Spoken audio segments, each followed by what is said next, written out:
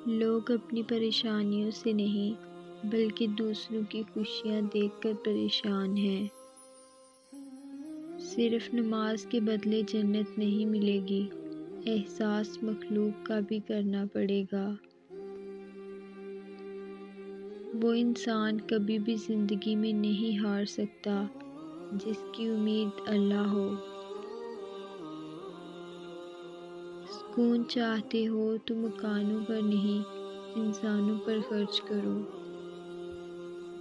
کوئی بھی غروب ہمیشہ کے لیے نہیں ہوتا اور کوئی طلوع بھی ہمیشہ کے لیے نہیں ہوتا۔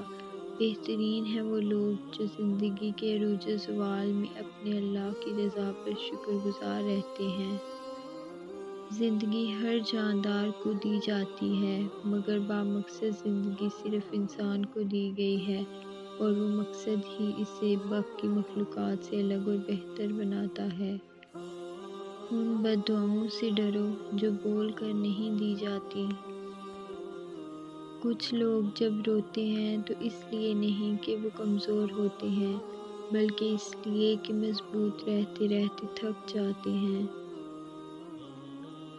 اگر میرا علم مجھے انسان سے محبت کرنا نہیں سکھاتا تو ایک جاہل مجھ سے 1000 درجہ بہتر ہے۔ اے اللہ رحم فرما ان دلوں پہ جن کا حال تیرے علاوہ کوئی نہیں جانتا۔ آمین۔ لفظوں کے زخم جھیلنے کے بعد بولنے کا فن یا تو پاگل کو آتا ہے یا کامل کو۔ اپنی خوشیاں اور غم اپنے تک محدود رکھیں، کیونکہ لوگ خوشیوں پر نظر لگا دیتے ہیں اور دکھوں میں مزید دکھ دیتے ہیں۔ باتیں تب تک سمجھ نہیں آتی جب تک خود پر نہ گزریں۔ اپنوں کی غلطیاں بھی اپنی جیسی ہوتی ہیں، مل جل کر سدھار لیں، کیونکہ انسان تو خطا کار ہے، مگر انا اور تکبر میں رہ کر دوسروں کے جھکنے کا انتظار نہ کریں۔ رشتوں کی بقا کا راز یہی ہے۔ دوست، کتاب، راستہ اور سوچ اگر غلط ہوں تو گمراہ کر دیتے ہیں۔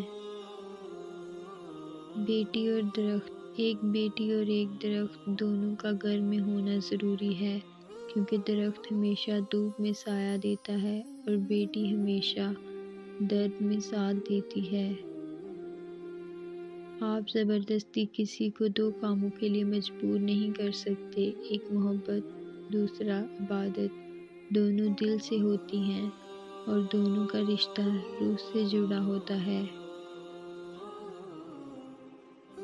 کچھ لوگ آپ کو تسلی دینے آپ کے پاس نہیں آتے، بلکہ تسلی کرنے آتے ہیں کہ کیا واقعی آپ تکلیف میں ہو۔ اپنی زندگی میں رنگ بھرنے کا اختیار کبھی کسی اور کو نہ دیں، ہو سکتا ہے اس کے پاس سیاہ رنگ کے سوا کوئی اور رنگ ہی نہ ہو۔